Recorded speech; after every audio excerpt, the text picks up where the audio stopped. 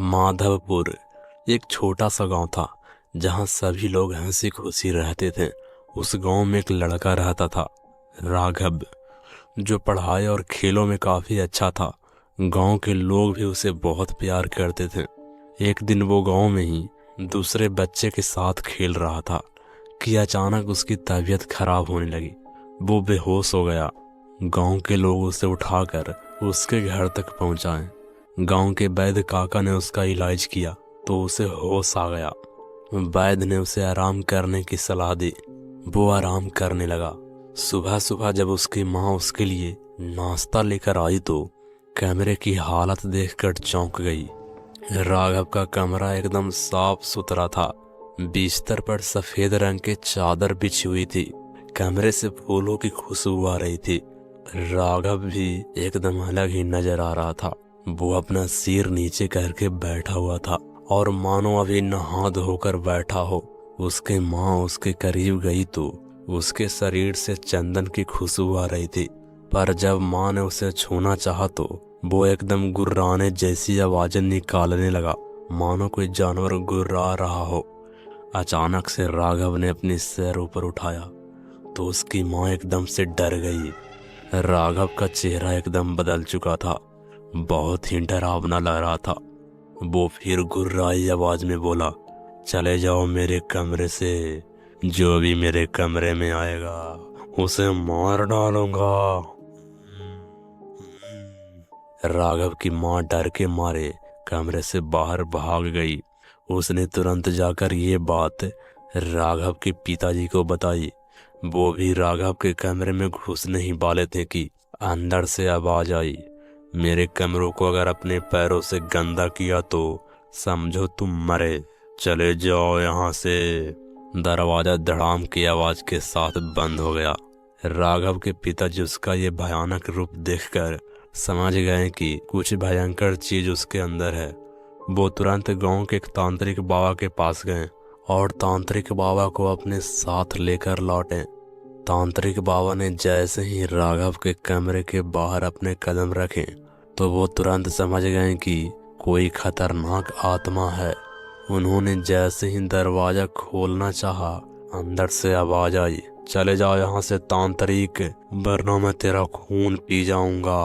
पर तांत्रिक बाबा ने बिना डर के दरवाजा खोल दिया।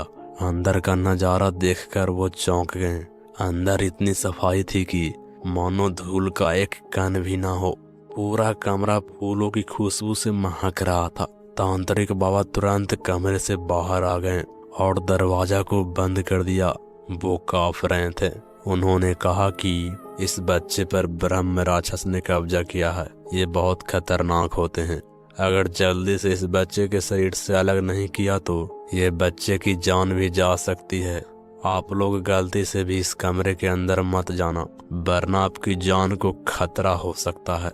इसे मैं नहीं भगा पाऊंगा, मुझे अपने गुरुजी को बुलाना पड़ेगा, वो ही शायद इस बच्चे के शरीर से निकाल पाएंगे। सभी लोग एकदम सहम गए थे। राघव की माँ ने पूछा कि ये ब्रह्म राक्षस क्या होता है। बाबा ने कहा, मैंने सुना है कि जब किसी बच्चे का उपनयन संस्कार होता है तो उसमें एक प्रक्रिया होती है जिसमें जिस बच्चे का जनेऊ संस्कार होता है उस बच्चे को तालाब में अपनी लाठी को एक ही सांस में गाड़कर वापस ऊपर आना होता है।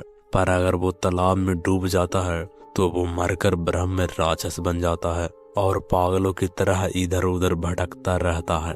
अगर कोई गलती से इसके संपर्क में आ जाए तो फिर ब्रह्म राक्षस उसके शरीर को कब्जे में ले लेता है। इसको सफाई बहुत पसंद है। ये जहाँ होता है वहाँ चारों तरफ फूलों की खुशबू और चंदन की महक आती है। पर ये धीरे धीरे उसका शरीर को खा रहा होता है और अंत में उस इंसान की मौत हो जाती है। नहीं बाबा, मेरे बच्चों को बचा लीजिए। राघव की माँ चिल्लाई, आप लोग चिंता मत कीजिए, आपके बच्चों को कुछ नहीं होगा। मैं अभी गुरुजी के लेकर आता हूँ।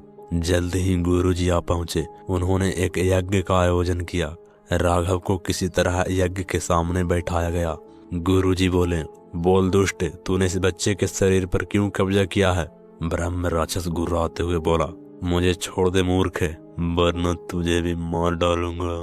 हाँ, गुरुजी ने यज्ञ की अग्नि में कुछ डाला तो वो आत्मा तड़प उठी। गुरुजी बोले, बता जल्दी वरना अगली बार तू जल जाएगा।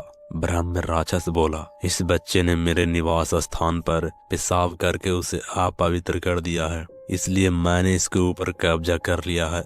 गुरुजी बोले, कहाँ तेरा निवास स्थान है, मैं उसे पवित्र करूंगा, बता।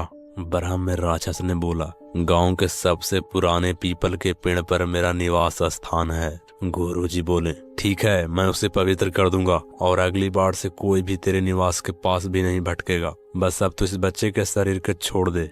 ब्रह्म राक्षस ने कहा, मुझे एक बकरा भी चाहिए, तभी मैं इसके शरीर को छोड़ूंगा। गुरुजी बोले, ठीक है, पीपल के पेड़ के नीचे तुझे एक बकरा मिल जाएगा।